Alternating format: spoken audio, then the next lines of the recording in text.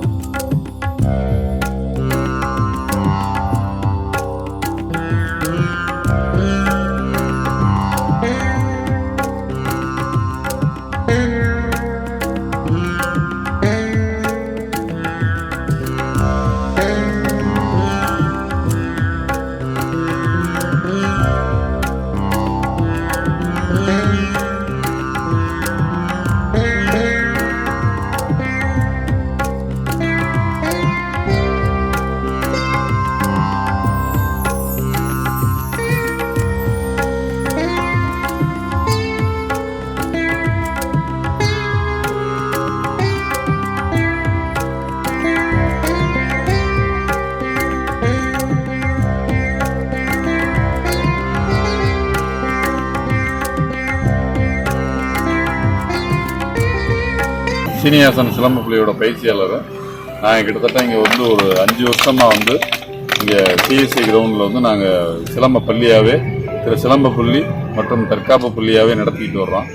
எங்களுடைய ஆசான் சீனியாசன் சொல்லி எங்களுடைய ஆசான் அவருடைய பேர்.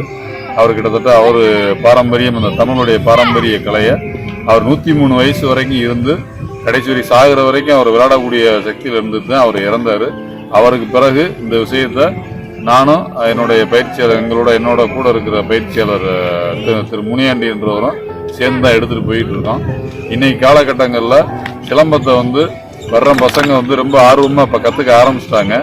ரெண்டாவது, இதுக்கு ஒரு முக்கிய காரணம் என்னன்னு கேட்டீங்க அப்படின்னா, அரசு துறையில் இதுக்கு இடஒதுக்கீடை ஒரு 3% அறிவிச்சதுனால இன்னைக்கு மாணவர்களும் மாணவிகளும் ரொம்ப ஆர்வமாக கற்றுக்க ஆரம்பிச்சிட்டாங்க. அது போக இன்னைக்கு ரொம்ப சிலம்பம்ன்ற ஒரு தற்காப்புகளை ரொம்ப அவசியமா மாணவ மாணவிகளுக்கு தேவைப்படுது. அது குறிப்பா மாணவிகளுக்கு ரொம்ப முக்கியமா தேவைப்படுது. ஏன்னா இப்ப நடைமுறையில பாத்தீங்க அப்படின்னு நிறைய பாலியல் வழக்கு, அந்த மாதிரி நிறைய குற்றங்கள் நிறைய அதிகரிச்சுக்கிட்டு வருது. அதை தடுக்கக்கூடிய வகையில மாணவர்களுக்கும் மாணவிகளுக்கும் இது ஒரு தற்காப்பு கலையா நாங்க இதை பயிற்சி எடுத்து கொடுத்துக்கிட்டு இருக்கோம். எங்களால முடிஞ்ச அளவு ஒரு சேவை நோக்கு மனப்பான்மையோட இதை நாங்க கொடுத்துக்கிட்டு இருக்கோம்.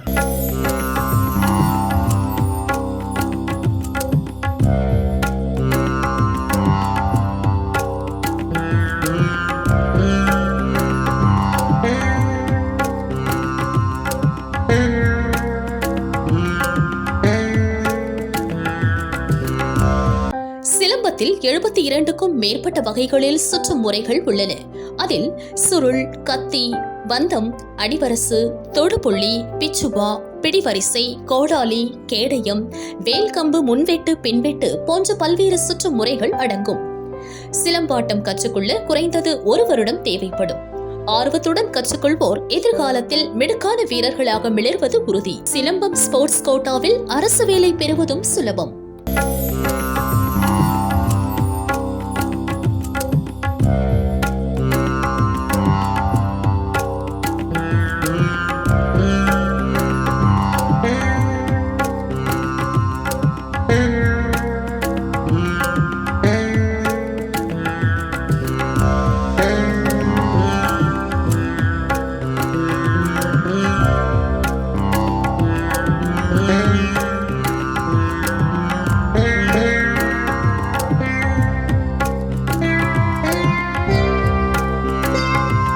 என்னோட முக்கியமான கோரிக்கை என்னன்னு கேட்டீங்கன்னா, இப்ப பள்ளி கல்வித்துறையில வரிசையா போட்டி நடத்தி எல்லாம் ஸ்கூல் எல்லாமே மாணவர்கள் வெற்றி பெற்றுக்கிட்டு வர்றாங்க.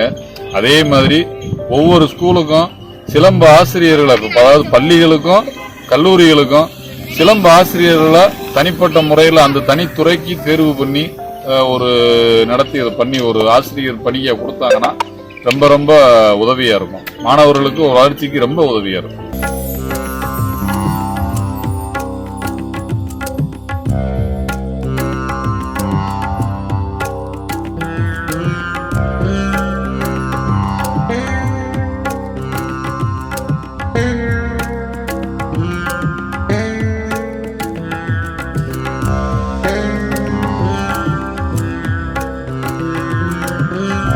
மேலும் பள்ளி கல்லூரி மாணவிகள் சிலருக்கு பாலியல் தொந்தரவு ஏற்படுகிற நிலையில் சிலம்பம் தற்காப்பு கலை அவசியமாக கற்றுக்கொள்வது சாலச் சிறந்தது என்கிறார் சிலம்ப பயிற்சியாளர் முருகன் மற்றும் முனியாண்டி.